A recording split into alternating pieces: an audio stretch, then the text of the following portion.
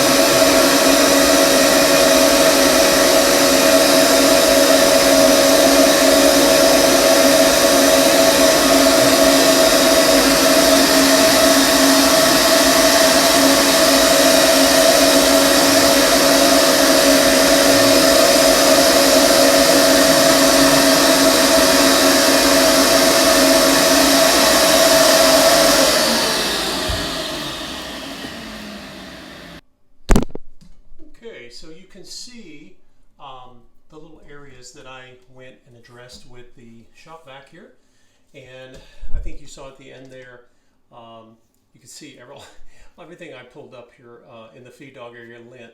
Now again, you want to be extra careful because you want to make sure there's nothing here that's going to get lost, right? If you had a small set thumb screw or something, you don't want that suction in. These are smaller, but you want to take a little caution when you can. And you can see we've got plenty of feed dog, it looks like a little giant dust bunny. Dust in your feed dogs is lint, and it's pretty common. Of course, I'm still going to need to go in here with my lint brush, and I'll be, like I said, going in here and cleaning out all of the lint and getting things lubricated. But this can be a time saver. I used to do all of this with just a pick and a cotton swab, and I'll still be using those things, but this really kind of gets me farther down the line of getting dust and dirt out of here. Again, this is not the be and end all, but it is, particularly when you have a very dusty machine. Sometimes you might get a vintage machine that doesn't have a lot of dust, but if you do, this can kind of help basically get you ahead of the game. And I didn't show you guys, but of course, typically you will also see dust here in the presser bar and needle bar area. Now, there's not a ton in here, there's a little bit, but this typically, sometimes you'll have dry dust in here and there's a little bit, but there's also dust that's stuck to the oil on the needle and presser bar. So I really am going to have to get my cotton swab and my alcohol out to clean here. But I just wanted to, like I say, sometimes you'll open this up and there's nothing, it's clean as a whistle, and other times, I mean, it's full of, it's nothing but dust in there.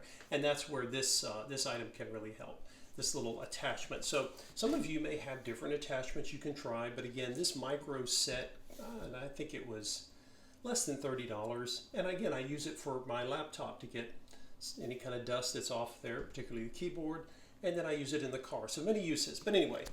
There you go, guys. That's another tool that you can use for cleaning. You definitely want to get your dust out of the machine before you start lubricating it. Otherwise, you're going to have an oily goo, which will be oil and dust together, and that's the last thing you want. So anyway, just a little quick tip there, a little time saver.